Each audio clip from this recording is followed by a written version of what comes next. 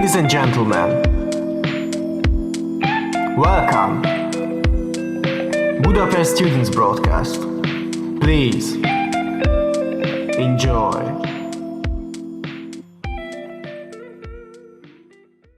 Hi guys, welcome back to the Budapest Student Broadcast. Hope you're doing fine. I'm your host Dimant, and we're back today with our second episode. I hope you guys enjoyed the first episode, and if you haven't listened to the first episode, please do check it out. We interviewed Professor Retwari Marton, who currently teaches at Corvinus University, and he provided us some really useful tips and valuable advice on several topics. So I highly recommend that you guys do check out the first episode. And today we are here with our second guest, Mr. David Morris, who is an international consultant who holds a number of senior advisory roles, including with the United Nations Economic and Social Commission for Asia and the Pacific. He's also an Australian diplomat, trade and investment official, and senior political advisor. And currently, he's pursuing his PhD research in Budapest at Corvinus University. And we will be discussing several interesting topics with him today. Welcome to the Budapest Student Broadcast, Mr. David. It's a great pleasure to have you here. Well, hello. It's good to be here. How are you? I'm doing good as well. How are you? Very well, thanks. That's great. So to start off, we would like to, as our listeners are primarily students, could you tell us a bit about your education at the university level and how your career sort of took shape? Sure, I'm happy to. It's a long time ago now, but when I first started university, it was the early 1980s, and I attended the University of Sydney, which meant that I had to move from Tasmania, where I grew up, to Sydney. And I studied there. I actually studied arts and law. So initially I was planning to be a lawyer. Okay. And in those days, it was very fashionable to do a dual degree, to do arts and law at the same time.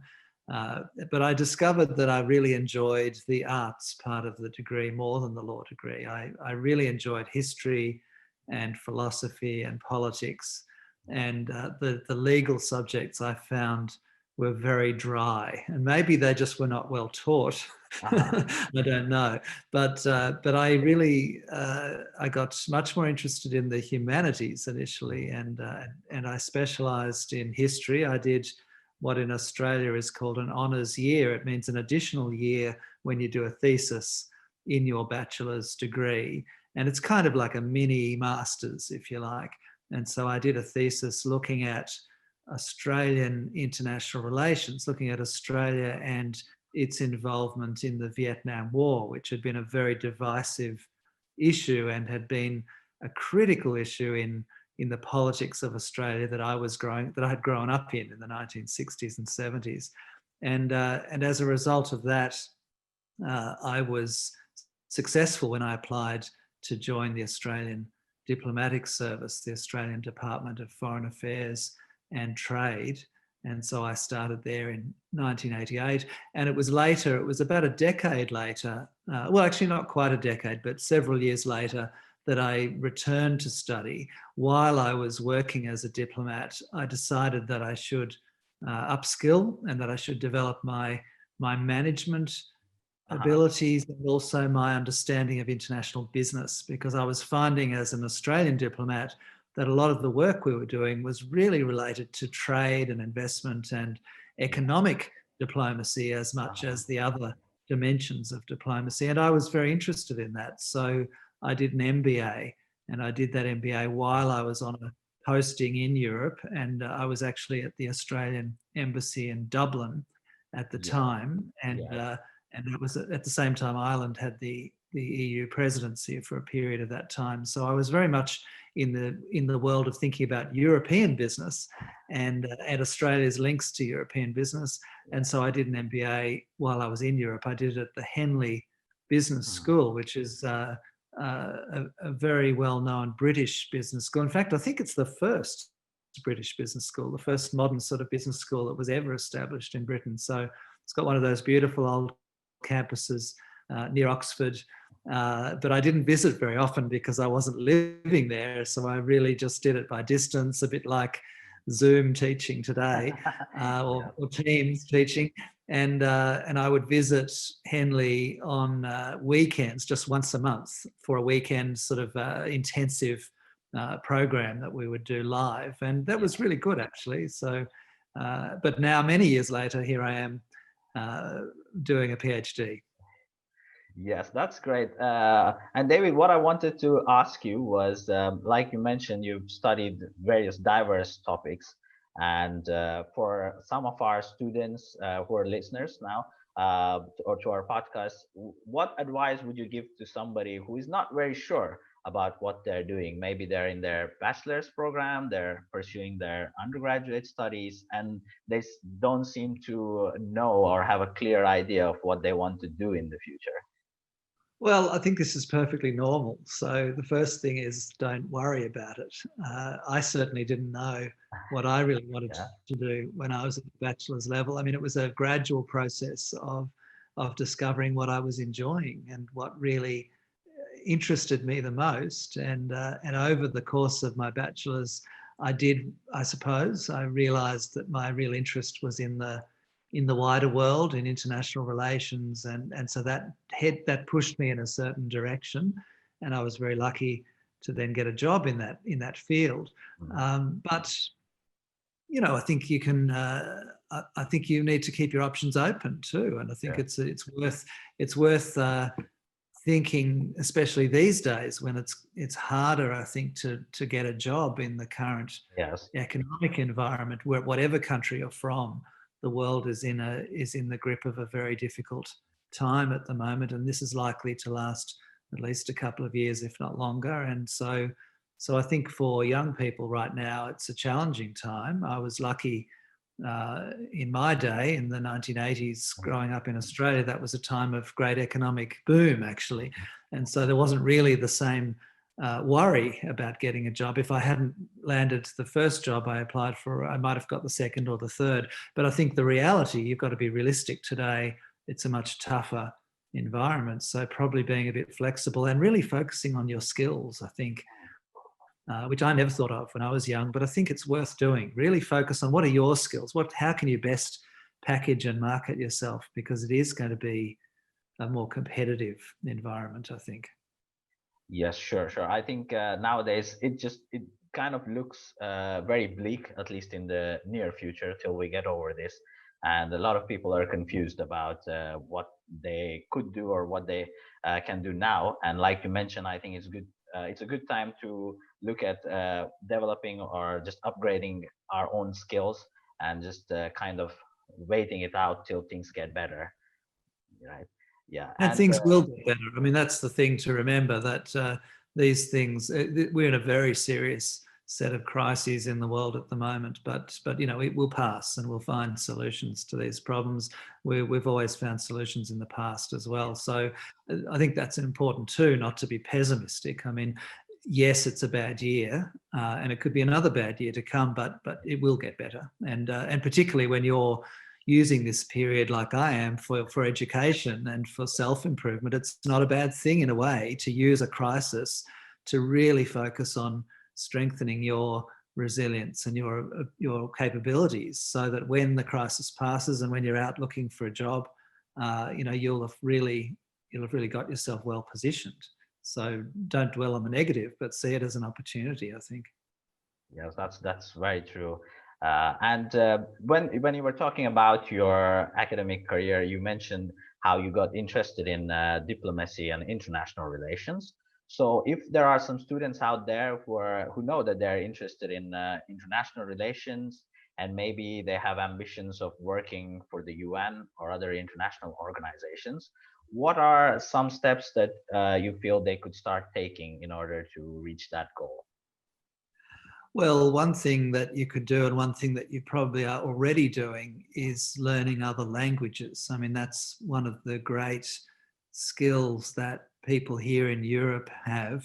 Usually people speak multiple languages, including so many people who speak English so well, which is makes life easy for someone like me who speaks English as my native language. And it was something that I didn't have. I mean, when I went and applied for jobs, I really only had the English language. I had a little bit of school German because my ancestors are German, and so my family had encouraged me to study German at school, but I had no interest in it, and I could never see any point in it. For me, growing up in Australia, learning German seemed so exotic and so kind of meaningless that I never put enough energy into it. And so that would be my advice: do put energy into languages. Do make sure that you have multiple useful languages, and German certainly is a useful language. I never thought so when I was young, but of course here I am living in the centre of Europe where German is a very useful language. And my own children have studied Chinese, and I'm very proud of them for that, because Chinese is a very valuable language now in the 21st century more than ever before. And so languages, because with languages comes something else, and that is understanding. You know, you develop a much better cultural understanding, I think, when you study another language. You get to understand your own culture from a different perspective, but you also learn about other cultures. And that's one of the key abilities to not just being a diplomat, but working in international business or working in any field that is dealing cross-culturally and dealing with the world. We need to learn to understand each other a bit better across cultures. That's one of our biggest challenges, and some of our political leaders are pretty appalling at that. So we at the everyday level, whether we're in business or in diplomacy or whatever, we often have to correct for the failures of our leaders to understand each other. We've got to learn to understand each other across cultures, and that's something that you're starting to learn already as undergraduates in an international student environment. It's a great opportunity to learn about other cultures from your own friends, and I'm sure everyone is.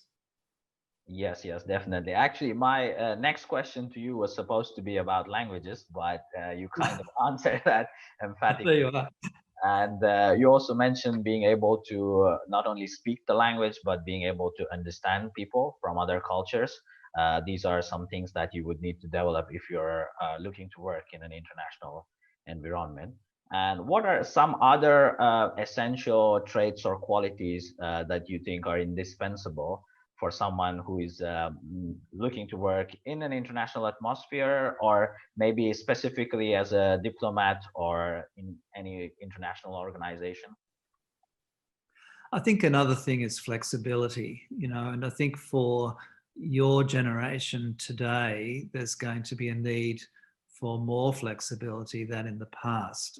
In my day and before, earlier generations as well, people tended to go into a career, and that tended to be a career for life, and they might have been in the one job for their whole life. In fact, I never did that. I've jumped around and done various different things, which was fairly unusual for my generation. But I actually think now for you young leaders of the future, you'll find, I think, that the world is going to require a lot more flexibility. I think we're a much more globalized world, despite the challenges of this year, which seems to be fighting against the globalizing trends. But in reality, we are becoming more and more of a globalized world. So you will probably find that no matter what your job, that you will have more international exposure, and that requires a whole lot of flexibility.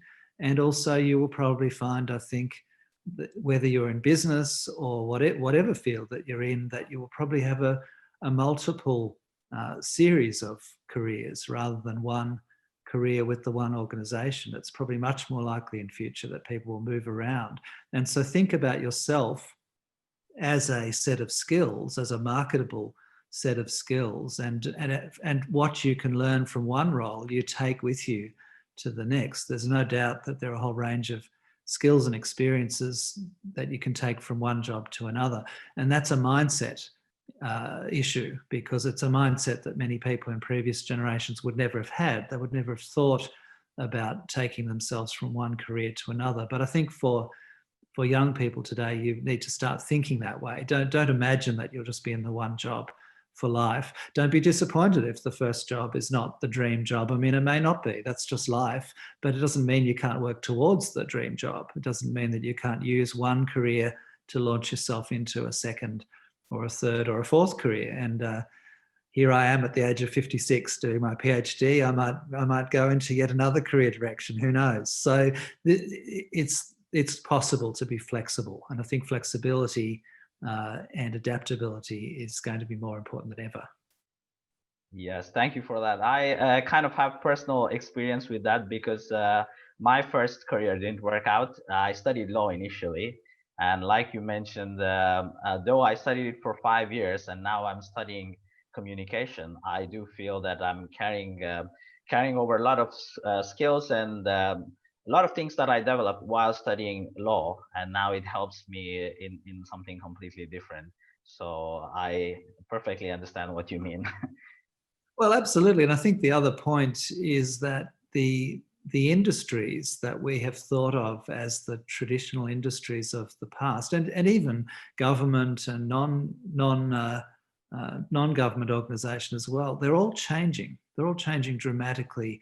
I think technology and globalisation, all of these factors are going to change the shape of careers very much. So the way that we produce things, the way we provide services, all of these things are in the process of changing quite dramatically. And the technological change that's about to come, I think, with this next technological revolution of artificial intelligence and big data and all these interconnected devices, it all sounds a bit science fiction when we talk about it, but we're going to see it. We're going to see it within the next decade, where technology is going to mean that we'll be able to manufacture some of our own products that we need with a 3D printer, or we'll be able to produce our own energy and store our own energy and sell our energy into the grid. And the whole way of thinking about our career or how we interrelate to industry and to society is going to change very dramatically. I think in your generation, it's going to be a very interesting time, but it's a time to really think about your skills and your capabilities, and not necessarily think in a traditional way that, oh, well, I just want X job and I've just got to do Y career, Y course at the university, and that will get me the X job. It's not necessarily going to work like that at all. I think it might require thinking in a different way. Yes, I think times have changed since when those days we could just have one specialization and remain at one job throughout our lives. And also when generally there is a lot of talk about turning your passion into your profession, and a lot of people say that if one manages to do that, then success would be a lot easier because you're really passionate about your work. And I wanted to ask you if this is a worthy goal that a young student should be looking at, and is it practical to be able to do this for everyone? Well, yes, I think it must be. I mean, I think we must find the things that we're passionate about, because that actually is what's transferable. It's the specific tasks that you might do in one job may not be transferable to another, but your passion and what motivated you to do things and what you learned from what you did, that is transferable. So definitely be guided by the passion. I mean, that's what it's all about. And we all have different things that drive us and that make us interested in the world. And so we're all different. It's very difficult for me to say, well, my answer will work for someone else. It won't. We have to find our own. We have to find our own passion. Absolutely. Yes. And we were also you've been involved in international business, and I wanted to ask you, for people who are maybe looking to be entrepreneurs, start their own businesses in this COVID era and the post-COVID era, what are some additional things that they should take into consideration, and how would the entrepreneurial climate be different due to COVID? I think one of the areas in which it is different, and one of the areas that I work in that it interests me in my research as well on my PhD, is that the political risks are much greater than they have been previously. And so where you might have been able to think about business as just operating in the private sector and operating according to various predictable rules and regulations and standards, I think we're now in an era where there's less predictability. That may not be true within the European Union. I think the European Union has a very predictable set of rules and regulations and standards. And so if you're operating only within Europe, probably what I'm going to say is not as relevant.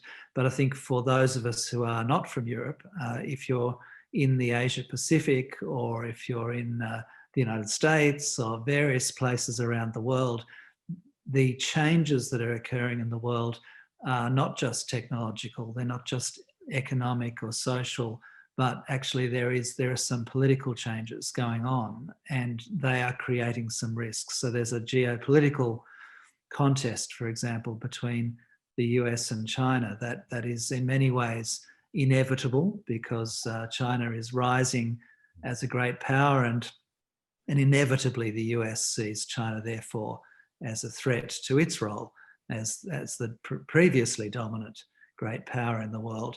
And I would say, as someone from the Asia Pacific, that it's not only about China. I think the United States may think that it is, and may see the world as a black and white goody versus baddie Hollywood film.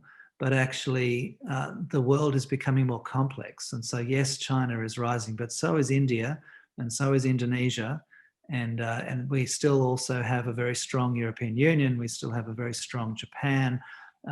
We have great potential for development in Africa and in other parts of the world, in South Asia as well. Bangladesh is growing very strongly. So we're entering a world that's unpredictable, actually, a world that's going to be multipolar, that's going to have a focus on the interests, not just of the very small percentage of people who live in the rich, developed world, which is the way it has been for 200 years. But we're now going to be in a world where the interests of the majority of people in the developing world are going to be amplified, and are going to be heard much more, because we'll hear from China, we'll hear from India, we'll hear from Indonesia what they're looking for.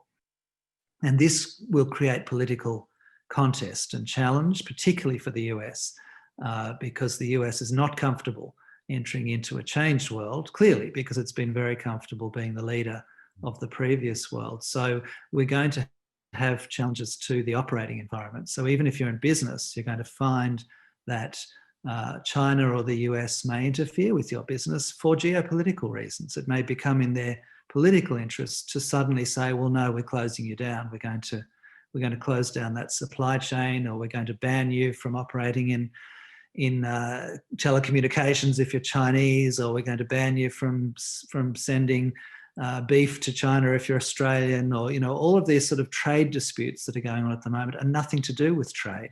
They're nothing to do with economics. They're all about geopolitics. They're all about the battle for influence going on between the US and China, and the way in which other countries in between are responding, and the roles that they're playing in that. So while that's a very political answer, I think that is my point, that that's something we're going to have to be more aware of, even if we've never had much of an interest in politics, like a lot of people.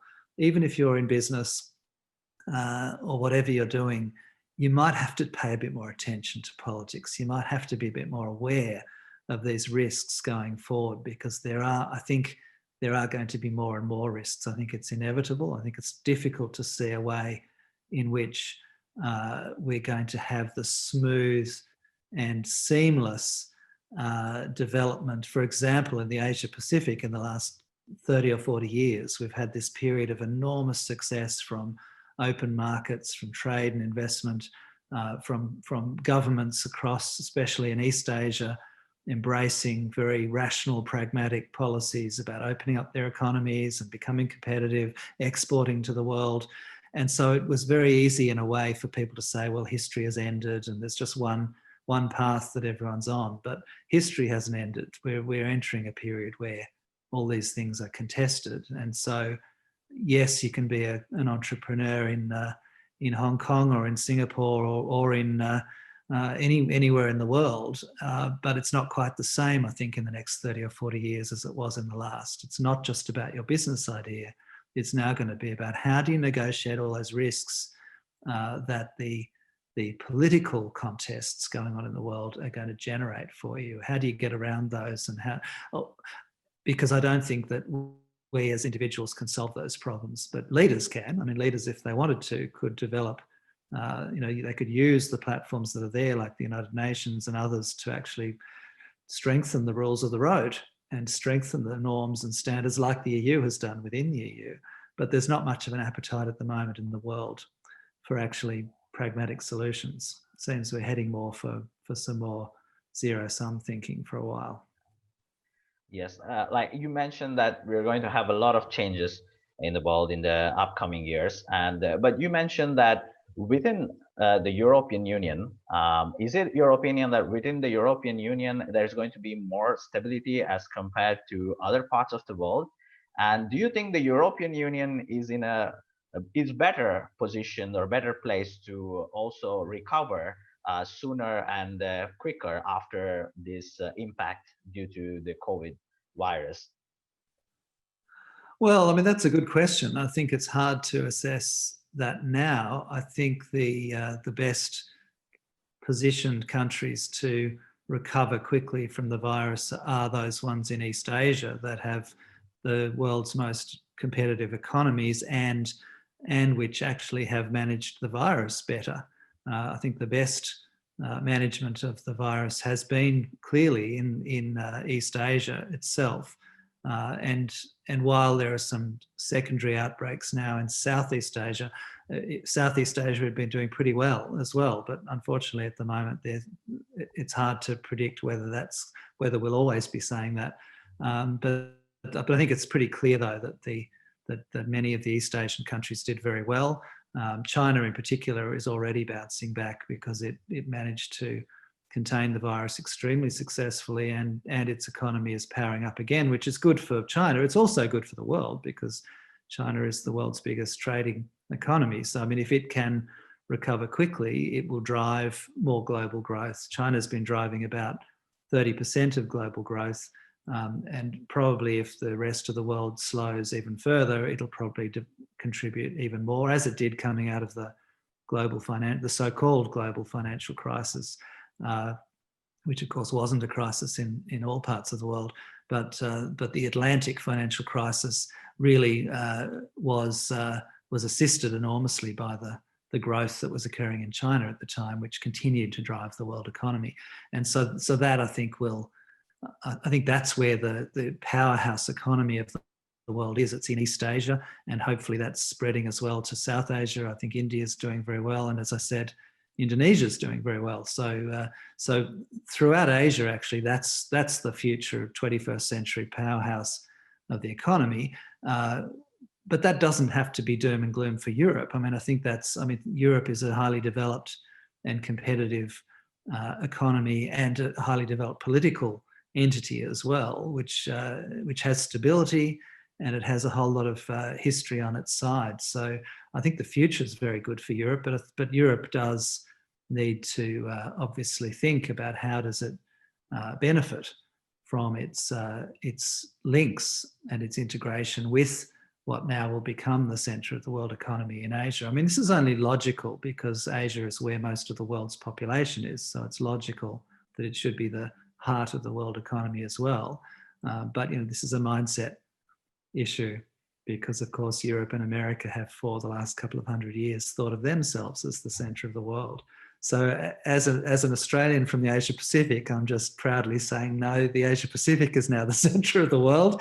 And but this does not have to be a downside for anyone. This just means that the expansion of the cake, the expansion of the global economy that's been going on for the last 30 or 40 years with the growth of East Asia is only going to multiply, I think, in the next generation. So as we come out of COVID, the world economy will grow and it will be powered by Asia.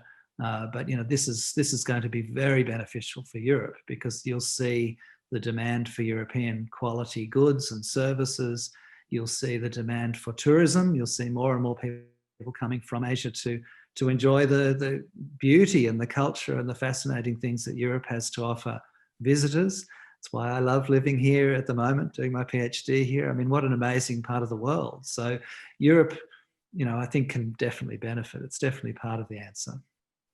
Yes, that's true. And many times I heard you also mentioned leadership, and we know that good leaders are the need of the hour. So, as a student, what are some traits that one could start? What are some leadership qualities that one could start developing, and how does one go about developing leadership qualities within oneself? Practice, practice is what you need for everything. And so, it does no harm at all to practice leadership from a very early stage.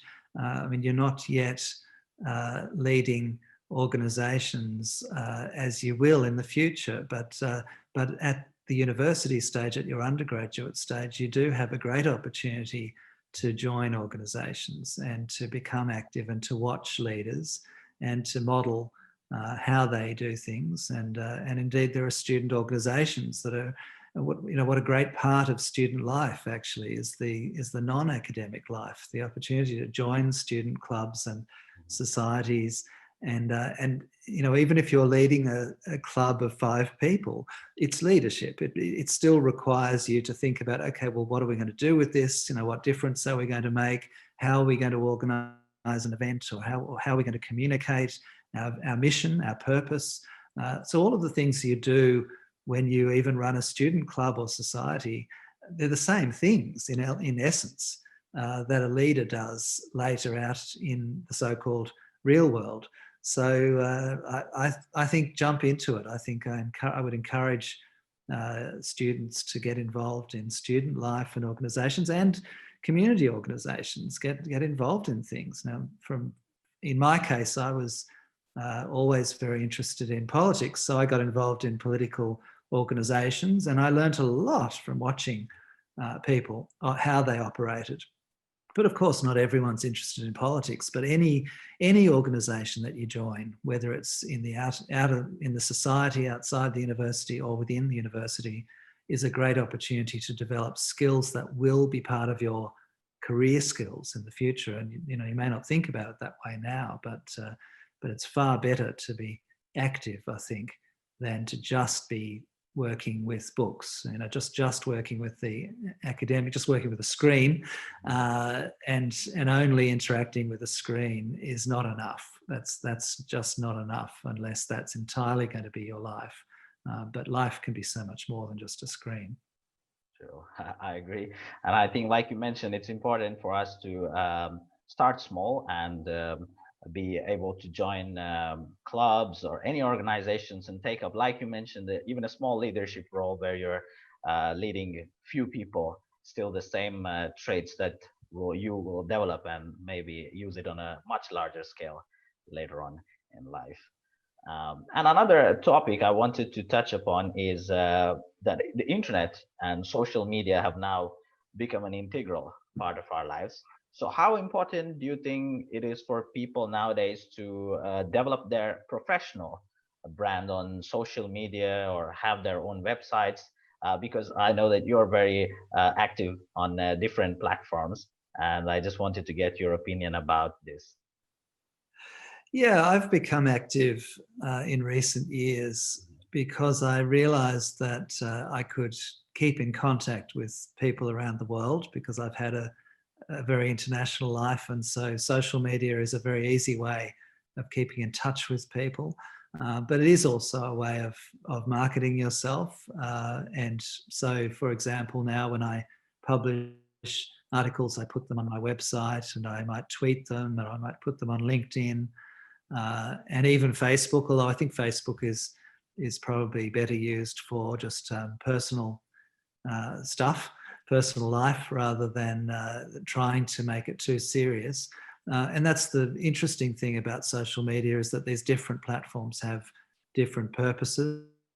I love photography, so I put photos on Instagram as well, and that's just a totally different thing from the other platforms. But yeah, I think this is empowering, really. I think these platforms are great to help us to reach bigger networks of people and to think about how we present ourselves. And I think for young people today, you do have an extra complication, and you do have to think very seriously about cybersecurity and about risks as well of doing this, of course. I mean, in my case, yes, I've been playing around on social media with putting photos or posting the odd article or something for the last, I don't know, 8 or 9 years perhaps. So if you searched for me, that's all you'd find would be the last 8 or 9 years. You wouldn't find what I was up to when I was 18.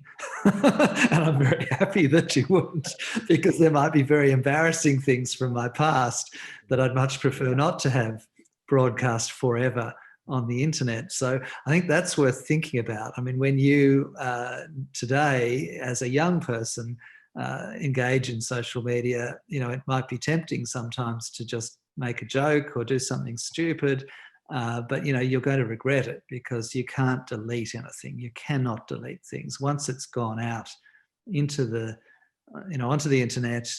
Once it's been created, anything that's there in the digital world actually is there forever. It can be found, and it may work against you in your career if you have some photograph of you doing something stupid when you were young. And we all do stupid things when we're young, but just try not to get it on the internet would be my advice. So yeah, it's an added complication to think about, but definitely I think use those tools and learn how they work. I mean, there's no harm in learning how LinkedIn works while you're a student. Set up a page. If you write a blog or something, put it on there. And don't worry about the fact that you might not have many followers at the beginning. Of course you don't at the beginning. That's how it starts.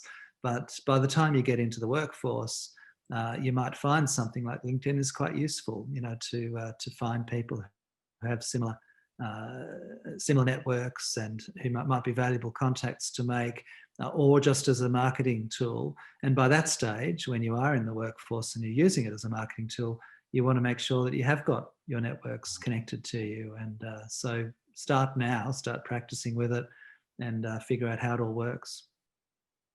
Yes, I agree. I think, like you mentioned, we have to use it for constructive purposes while still making sure that nothing embarrassing or nothing that would potentially harm us in the future goes out on any of these social media platforms.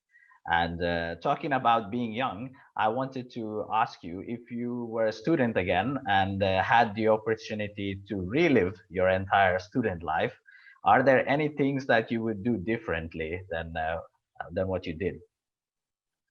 Well, that's a big question. I suppose we'd all live our lives differently if we were given a second chance and the memory of the mistakes we had made. Look, I don't know. Of course, I would do things differently, but I'm not complaining. I think I've had an interesting time, and I think my undergraduate studies did help and are very relevant to me. In fact, I was talking to a young friend of my daughter's the other day who was thinking about doing an arts degree, doing a BA. And she said that people were telling her that she shouldn't do it, that it's a waste of time, that it's of no value for a career. And my advice to her was, well, I did an arts degree way back in the 1980s, and every single day of my life, I feel the value of it. So whether I have demonstrated that every day in my career, who knows? But every single day, I think about things that I learnt. I benefit from the way that I broadened my mind and what I learnt about the world and what I learnt about myself. So whether it's something as general as an arts degree, or whether it's something that's much more technically specialist, you can't go wrong from education. That's why we're all in it, right? It does empower us. It gives us options. And so would I do things differently? Well, maybe I'd do even more education. I don't know. But certainly certainly it's worked well for me so far. And coming back to education later in life, I fully recommend as well. I've found this to be a fabulous journey to come back and do a PhD after having a 30-year career, after having practical experience in the world. I'm now feeling like I can apply that practical experience to doing some research, and that's a very valuable process as well. Yes, that's very comforting to hear, as I'm also pursuing an arts degree, and I hope that it does help me in my future and I don't regret it. And yeah, you mentioned that now you're pursuing your PhD and you're doing your research. Could you tell us a bit more about what your research is about? Yeah, well, I was working in China. I was working as a diplomat, and so I was I was right in the centre of watching and working with businesses and others who were investing and trading, and I was seeing the interference of politics occurring, and I was seeing how what had been a very successful trade and investment relationship was starting to be messed up by the politics and the geopolitics.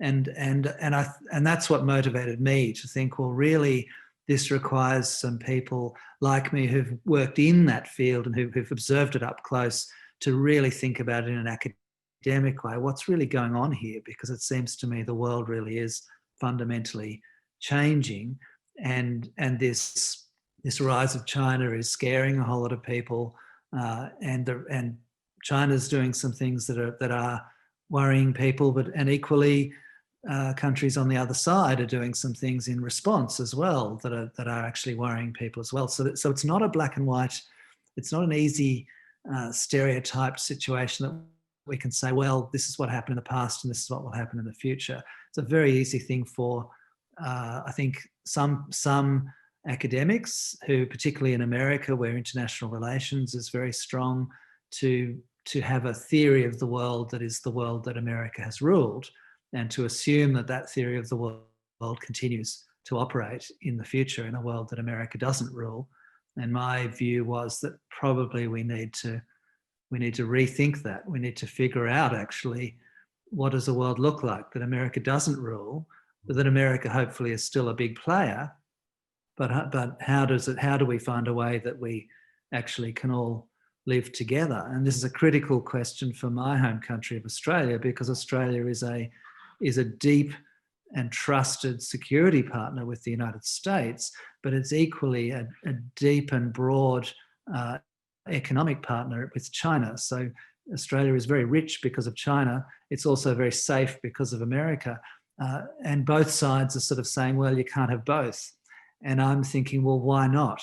Why can't we have both? Why can't we design a world in which we can actually live with some differences between us, find a way that we can still have predictable trade and investment, and have a way to resolve our disputes instead of just assuming that disputes will inevitably lead to conflict. So it brought me back to academia. I thought, well, I need to now, and later in my life, try and put my mind to this. No, I'm not going to answer all those questions, but I'd love to be able to try and make some small contribution to looking at, how are these political risks emerging in relation to the rise of China, and how might we manage those risks? Because I'm convinced, so this is where I'm starting from, is with a hypothesis, I suppose, that we ought to be able to manage them, that they must be. I've got an optimism, a basic optimism, that we should be able to manage these risks, when actually the current discourse in the media and in governments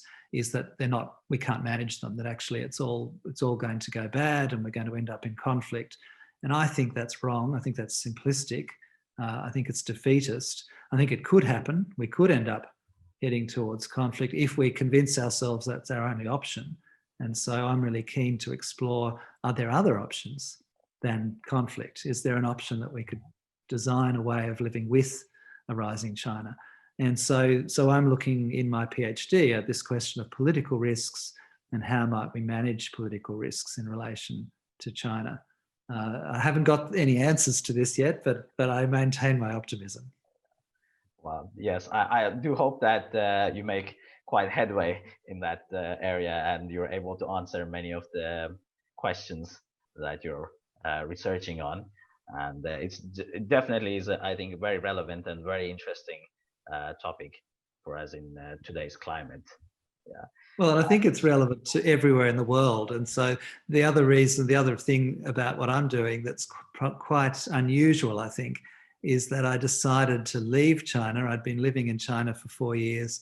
And instead of going home to Australia, I decided the best place for me to do this thinking, to actually think independently and to try and position myself in the middle, if you like, to look at these questions in an unbiased way, uninfluenced by the dominant narratives and by the certainties that we hear of, on both sides of the arguments.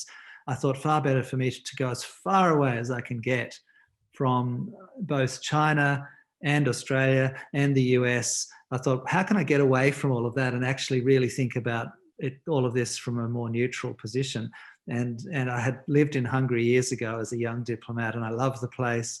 And so I thought coming to Budapest was a great location to actually look at the world from a different perspective. It's a place that's in its own way has been at the meeting point between East and West in its history in so many ways. Hungary's got such an interesting and sad in some ways history of being at this clashing point between East and West.